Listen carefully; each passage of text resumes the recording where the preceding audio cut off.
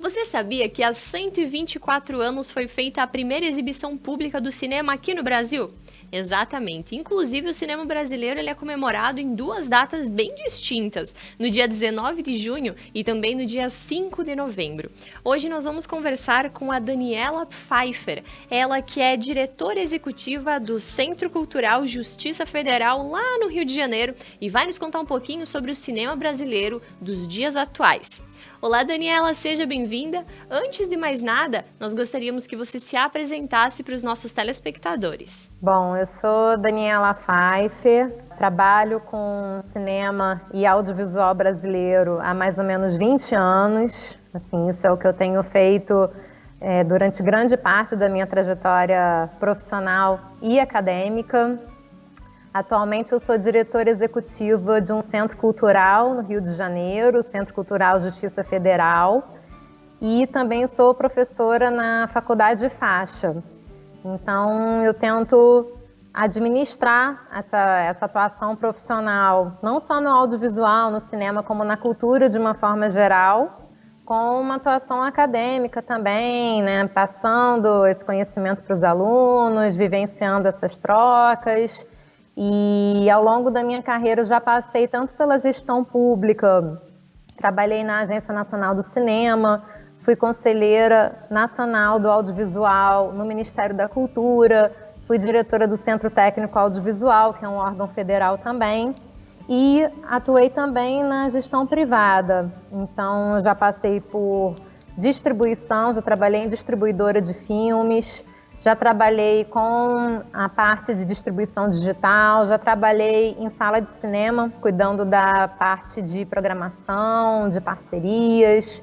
Então, ao longo dos últimos anos, eu busquei construir uma trajetória assim, completa, passando por produção, distribuição, exibição, que me proporcionou ter uma visão do todo do cinema e do audiovisual. A gente tem um cinema brasileiro muito rico e muito diversificado, tá?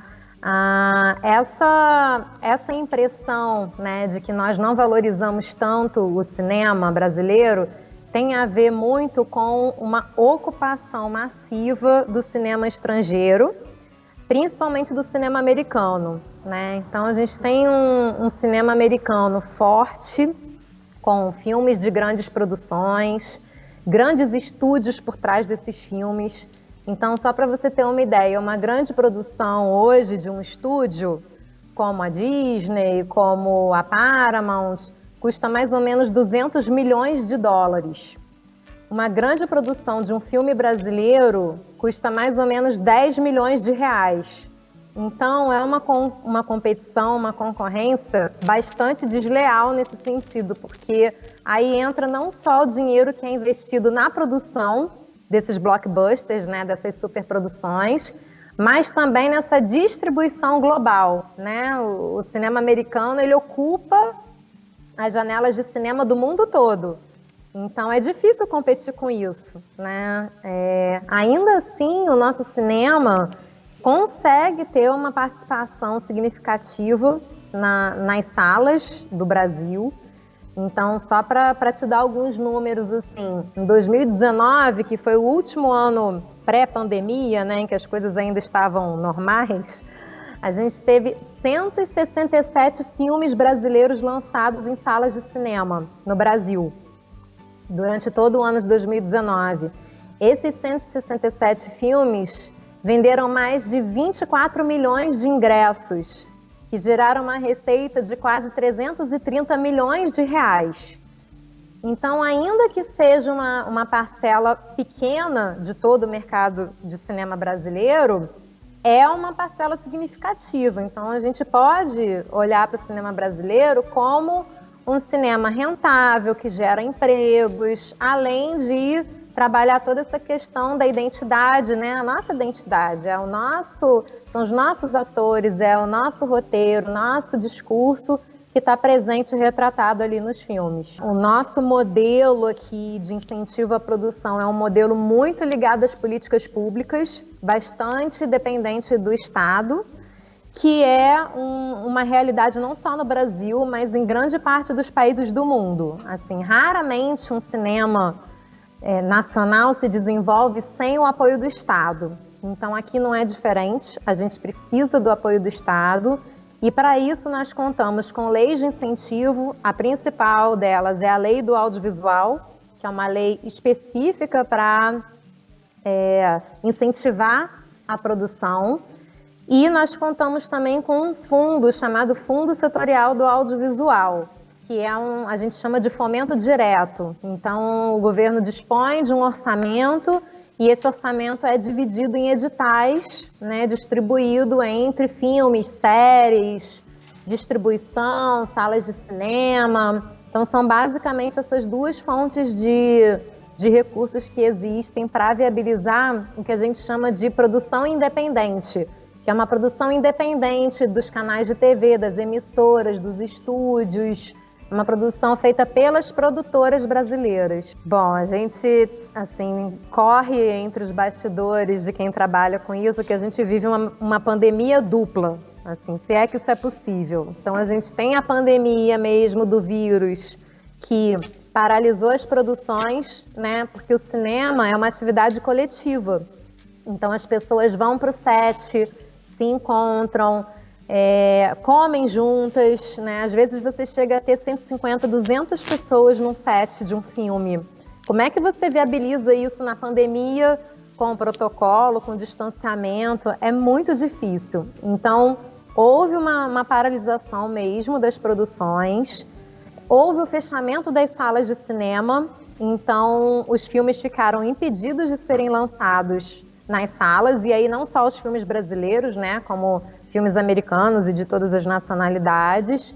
Então a gente tem uma paralisação da produção, a gente tem uma paralisação da distribuição e da exibição desses filmes. E na paralela, a outra pandemia que a gente chama é uma crise institucional. Então, existe um órgão que cuida do cinema, que é a Agência Nacional do Cinema, né, que nem a gente tem a Anvisa, a gente tem a ANTAC, a gente tem a Ancine. E a Ancine é responsável por essas leis de incentivo que eu falei e pelo Fundo Setorial do Audiovisual. Só que nos últimos 2 anos, ela vem passando por uma crise institucional muito forte. E isso teve um impacto direto nesses recursos. Então, crise na Ancine impacta em menos recursos para produção e impacta em menos filmes, séries sendo realizados. Então, essa é a nossa realidade hoje, em 2021. É uma realidade de menos filmes sendo feitos, menos pessoas sendo empregadas, menos projetos sendo desenvolvidos por conta de uma crise institucional somada aos desafios da pandemia. Bom, a mensagem que eu gostaria de deixar é: nós temos um cinema hoje que é fruto de uma construção de muitos anos. Esse cinema não se criou da noite para o dia, então existem vários profissionais que vêm trabalhando nessa construção já há algum tempo, tanto em termos de construção artística, né, desenvolvimento de bons roteiros, de bons projetos, quanto de um desenvolvimento institucional mesmo, que foi a criação da Ancine há 20 anos atrás, a criação das leis de incentivo, do Fundo Setorial. Então, se criou um aparato, né, tanto artístico quanto institucional, que viabilizou a retomada e o crescimento desse cinema. E aí, isso resulta numa diversidade de produção muito bacana. Então, nós somos fortes em quê? Em comédia, né? A gente sabe que filmes como Nada a Perder, Vai Que Cola, Minha Mãe é uma Peça, De Pernas pro Ar, são grandes sucessos de bilheteria, né, e dialogam muito com o público, mas a gente também tem uma diversidade de produções, inclusive infantis, infanto-juvenis. Uma das maiores bilheterias de 2019 foi o filme Turma da Mônica Laços, né? Então a gente tem certas propriedades intelectuais, a gente tem personagens que são muito marcantes, como a Turma da Mônica. E a gente também tem um cinema que viaja para festivais nacionais, internacionais. Bacurau, por exemplo, é um filme que teve uma bela estreia em festivais internacionais e fez uma boa bilheteria também em 2019. Então a reflexão que eu trago é: vamos olhar para o nosso cinema com toda a admiração, com toda a identificação que nós temos com a nossa cultura, a nossa língua, os nossos atores, os nossos técnicos, e prestigiar esse cinema, né? Buscar esse cinema, também mostrar esse cinema para os nossos filhos, para a nossa família, porque isso é parte da nossa cultura e parte da nossa identidade.